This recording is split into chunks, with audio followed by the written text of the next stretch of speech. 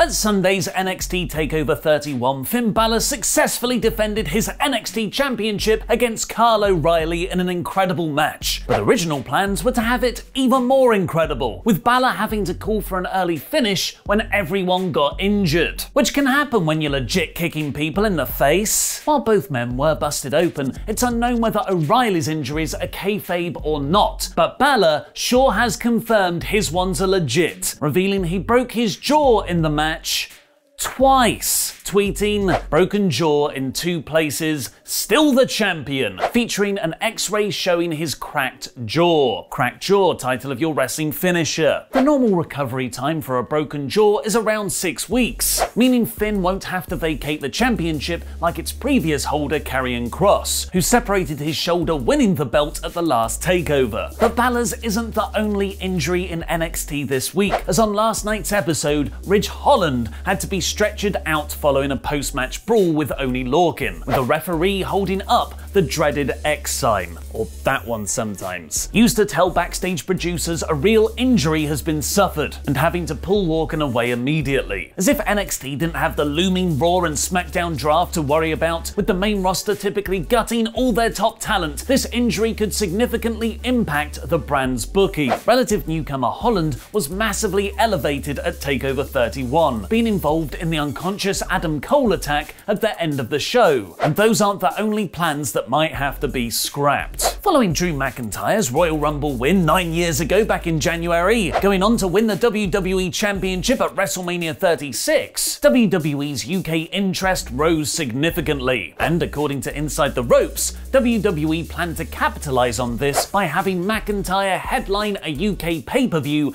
against fellow Brit Tyson Fury. Unfortunately, these plans had to be cancelled by the pandemic, but Fury and McIntyre appeared to still be working a future feud on Twitter. Fury made his pro wrestling debut at last November's Crown Jewel, where he beat Braun Strowman via countout. Would you want to see McIntyre versus Fury headline a UK pay-per-view? Let me know in the comments, because I'll be replying to people from out of the UK, so yes, I would like to see that. And Fury might not be the only person returning to WWE. The draft kicks off with tomorrow's episode of SmackDown. Watch me versus Luke in our mock draft on Wrestle 2, and to celebrate, Fox are hosting a special pre-show to hype the event, because everything has to have a pre-show these days. And announced for that special is Renee Young, who will be appearing on the pre-show alongside Booker T, reuniting their WWE backstage partnership. This is the first time Young has appeared on a WWE affiliated product since the SummerSlam pre-show, where she announced she would be leaving the company after working there for 8 years. It's important to note the SmackDown pre-show is a Fox-produced event, so Renee won't be working for WWE directly, but it could hint the two sides are open to working with each other in the future, until she debuts on AEW as Jon Moxley's manager. Speaking of, it's time to review last night's excellent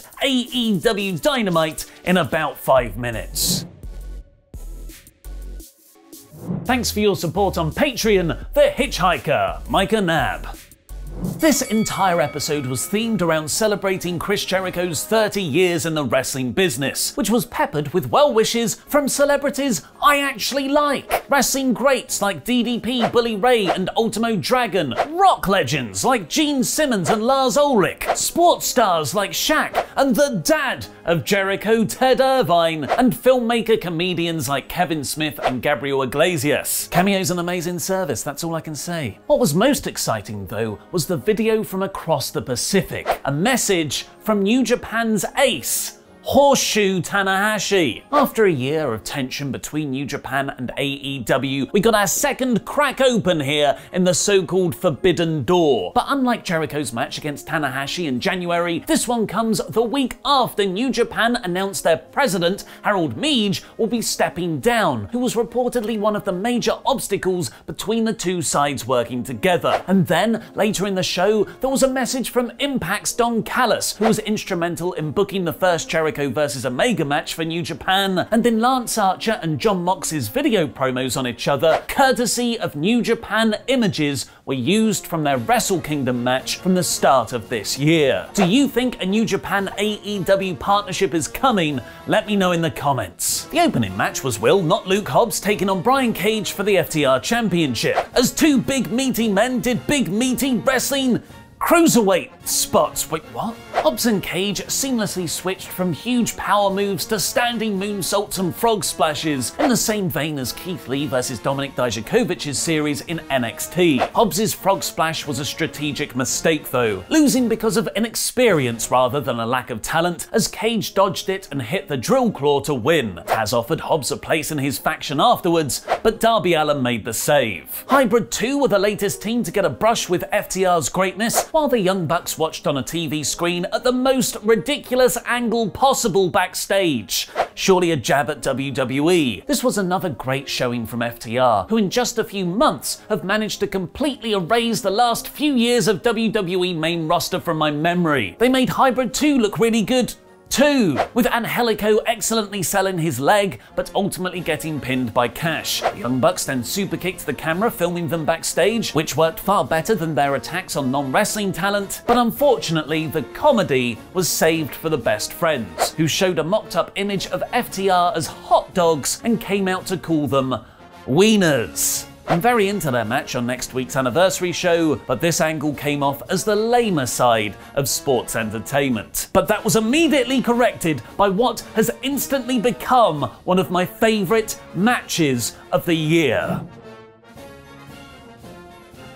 Everything about Cody vs Brody Lee felt big time. The factions at ringside, the TNT title on the line, Greg the Hammer Valentine shown watching from the crowd, purely to induce PTSD in him from his infamous dog collar match against Roddy Piper at 1983's Starrcade. And, of course, the chain of steel that connected both men together by their necks throughout the match. Because, like most Cody matches, this was all the 80s, and that's not always a bad thing. Despite initially thinking he was in a match with John Silver, busting him open at ringside and then drop-kicking him off a chair, Cody used the steel chain in a number of fantastically innovative spots against Brody. Low blows, dragging Brody off the apron into a cutter, pile-driving him through a table during the ad break. A spot made more amazing by the fact it happened during commercials, really making it feel like anything could happen, that this was a real match, not one performed around when a show had to take ad breaks. Brody's preferred weapon was throwing chairs like they're frisbees, including one insane sling at Arn Anderson, which gave us an Arn spinebuster on Alex Reynolds for him to get knocked out by Brody. Brody kicked out of the Crossroads at 1. Blood covered the faces of both men, but Cody managed to wrap the chain around Brody's head, rain down some elbows, and hit another Crossroads to become your new and first ever two-time TNT champion. Cody then cut an emotional, voice-cracking, goosebump-inducing promo about how he's missed wrestling in front of a live crowd, and his challenger for the TNT title on next week's anniversary show will be Orange Cassidy, who walked out for a thumbs-up spot. This whole segment, match and post-match, was incredible. It had drama, it had violence, it had character, it had story. It got over everyone involved more than when they started it. This is why I love AEW. This is why I love wrestling. Kenny Omega cut a promo using his cleaner delivery following news that the #1 Contenders tournament will also feature Wardlow, Colt Cabana, and his former tag team champion buddy, Hangman Page. Big Swole beat Serena Deeb in a technical and hard-hitting match. I really liked it, but that's your 5 minutes of women's TV time this week. And the main event was Jericho and Jake Hager taking on the Chaos Project of Serpentico and Jericho's longtime very good friend, Luther. Despite being one of the biggest heels in the company, Jericho got a huge reaction from the crowd and wrestlers alike, and then worked most of the match as a babyface. It was a very well done way of just acknowledging his career without undermining kayfabe. The match was a fine exhibition, which Jericho won with the Judas effect. It It's Judas effective. But then MJF interrupted his post-match promo with gifts, a clown, and a framed picture of MJF. It seemed to be building to a big angle to cap off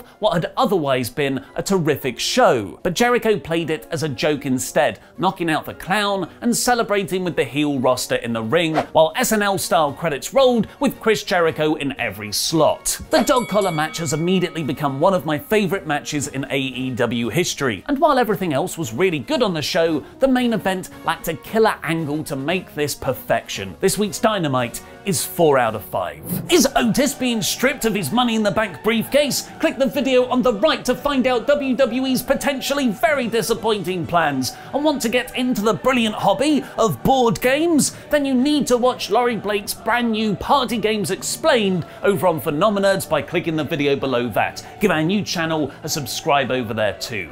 I've been Mr. Davis. Jam that jam.